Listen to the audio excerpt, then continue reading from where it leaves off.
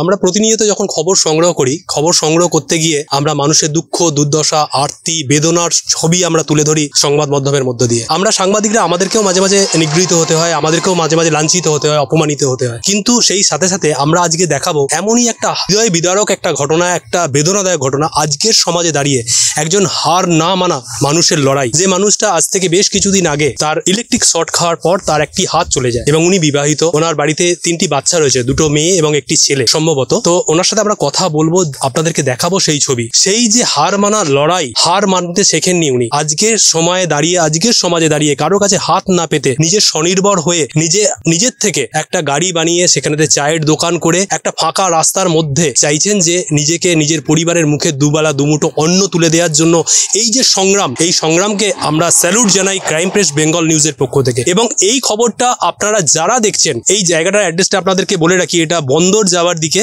সামনের যে স্টপেজ আছে, যেটা হচ্ছে গৌরহাটি চলে যাচ্ছে টুয়ার্ডস, আর যেদিক থেকে চলে যাচ্ছে রামনগর কয়েদতলার এটা স্টপেজ। কয়েদতলা থেকে সামান্য একটু এগিয়ে এসেই এই দাদার দোকান। আর সব থেকে বড় ব্যাপার, এখানেতে এত সুন্দর সুস্বাদু চা উনি করেন। যারা চা প্রেমিক আছেন অবশ্যই এই দাদার দোকানে একবার ভিজিট করবেন, ওনার দোকানে একবার 1 কাপ চা খেয়ে দেখবেন, আপনাদের মন ভুলে যাবে, এত সুন্দর চা করেন। এই যে হার মানা একজন মানুষ, ওনার পাশে প্রত্যেককে আমরা মানবিকভাবে করজোড়ে আবেদন করব যে আপনারা ওনার পাশে কোনো সাহায্য নয়, ওনার কাছে 1 কাপ চা খেয়ে ওনার পাশে দাঁড়ান। ওনার পরিবারের মুখে যাতে উনি হাসি ফুটিয়ে তুলতে পারেন, দুবেলা দুমুঠো অন্ন তুলে দিতে পারেন, ওনার ছেলে মেয়েদের যাতে সুশিক্ষায় শিক্ষিত করতে পারেন, সেই জন্য উনি সকলের কাছে আবেদন জানাচ্ছেন। তার সাথে সাথে আমি সন্দীপ, ক্রাইম প্রেস বেঙ্গলের একজন প্রতিনিধি, আপনাদের প্রত্যেককে, সম্মানিত দর্শক, আপনাদেরকে আমরা অনুরোধ করছি, আপনারা যদি পারেন ওনার দিকটা, মানবিক আবেদন আপনাদের কাছে রাখলাম। আপনারা অবশ্যই দেখবেন যদি কিছু করা যায়, ওনার জন্য ভালো কিছু করা যায়, যাতে করে ওনার দোকানটা আগামী দিনে আরো ভালো সুন্দরভাবে গড়ে উঠতে পারে এবং অনেক বেশি কাস্টমার বেস উনি তৈরি করতে পারেন, যার ফলে কিন্তু মানুষ এখানে আসবেন এবং ওনার সংসারটা কিন্তু সচ্ছলভাবে হবে এবং ওনার পরিবারের মুখে হাসি উনি ফোটাতে পারবেন। এবং সব থেকে বড় ব্যাপার, ওনার ছেলে মেয়েরা সুশিক্ষায় শিক্ষিত হবেন। খানাকুল থানার শপথ গ্রাম থেকে সন্দীপ পালের report, crime press Bengal news. Khanakul থানার অন্তর্গত শপথ গ্রামের এক যুবকের লড়াই, আর এই লড়াইকে কুর্নিশ জানায় ক্রাইম প্রেস বেঙ্গল নিউজ।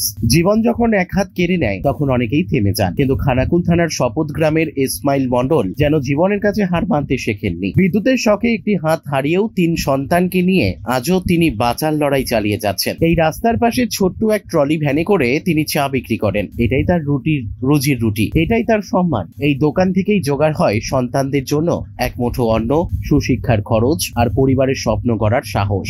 আজ তার মানবিক আবেদন, এই ছোট্ট দোকানটা যদি একটু ভালো করে গড়ে তোলা যায় তাহলে হয়তো তিনি আরো একটু নিশ্চিন্তে লড়তে পারবেন জীবনের এই কঠিন লড়াইটা। ক্রাইম প্রেস বেঙ্গলের পক্ষ থেকে ইসমাইল মন্ডলের এই অনন্য সাহস এবং সংগ্রামকে জানাই আন্তরিক সম্মান, কারণ সত্যিকারের বীরতা থাকে না হাতের জোরে, থাকে মনের শক্তিতে। ইসমাইল মন্ডলের দোকানের এবং তার সংগ্রামকে সফল করতে এবং যারা সাহায্য করতে চান তাদের জন্য যোগাযোগের একটা ব্যবস্থা হোক ক্রাইম প্রেস বেঙ্গল নিউজের মাধ্যমে। খানাকুল থানার শপথ গ্রাম থেকে সন্দীপ পালের report, crime press Bengal news.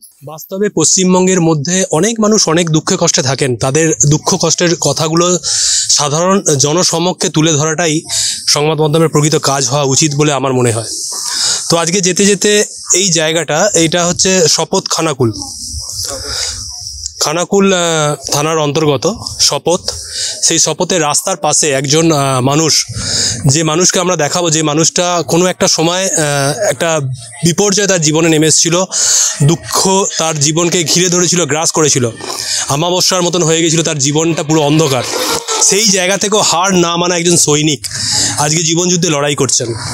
একটি হাত তার নেই, সেই জায়গা থেকে কোনো রকম মানুষের কাছে সাহায্য না পেয়ে, না চেয়ে নিজের জীবন জীবিকা নির্বাহ করার জন্য আজকে রাস্তায় এইভাবে একটা ট্রলি ভ্যান নিয়ে রাস্তায় একটা চায়ের দোকান করেছেন, তার সাথে আনুষঙ্গিক কিছু আছে। তো আমরা এই দাদার কাছ থেকে জানতে চাইব যে দাদা, কিভাবে আপনার এই যে একটা হাত নেই, কিভাবে এই বিপর্যয় ঘটলো? এইটা ধরুন আমার আজকে 15 বছর আগে ইলেকট্রিক শর্টে হাতটা নষ্ট হয়ে যায়। তো অনেক দুঃখ কষ্ট, জ্বালা যন্ত্রণা ভোগ করে এটা জীবনের বিবাহিত করেছি। তার বাবা আমার নিজস্ব 3টে সন্তান। তো কিভাবে যে সংসারটা ম্যানেজ করে চালাবো এই বিপর্যয়ের সময়, দুর্গী অবস্থায় আমার কাছে পয়সা কড়ি নেয়। তো সেই জন্যে আমি নিজের চেষ্টা করে নিজের মতো একটা দোকান করে বানিয়েছি, যাতে আমার সংসারটা আর নিজের ছেলে মেয়ের মুখে আহার তুলে দিতে পারি।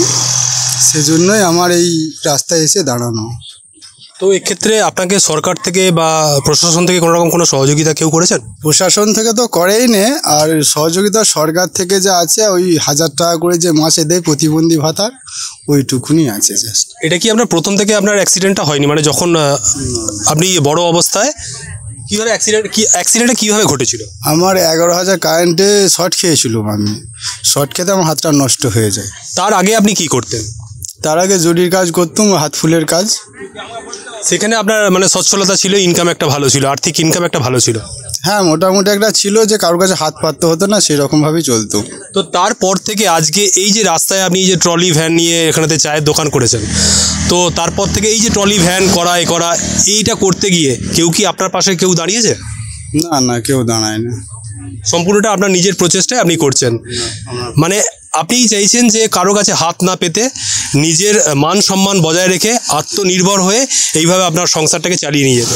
এইভাবে আমাকে চালাতে হবে, আমার জীবনটা লক্ষ্য যে আমার বাচ্চাগুলোকে মানুষ করতে হবে, লেখাপড়া করাতে হবে, সেই একটা আগ্রহতেই আমি এসেছি। আর তো আমার কিছু করার রাস্তা নাই আপাতত, যেহেতু আমাকে কেউ কাজকর্মেও কেউ নেবে না, সেই জন্য আমার এই নিজে একটা বানিয়েছি যে আমার নিজের আর্থিক সমস্যাটা যাতে মিটে আর সংসারটা যাতে আমি চালাতে পারি।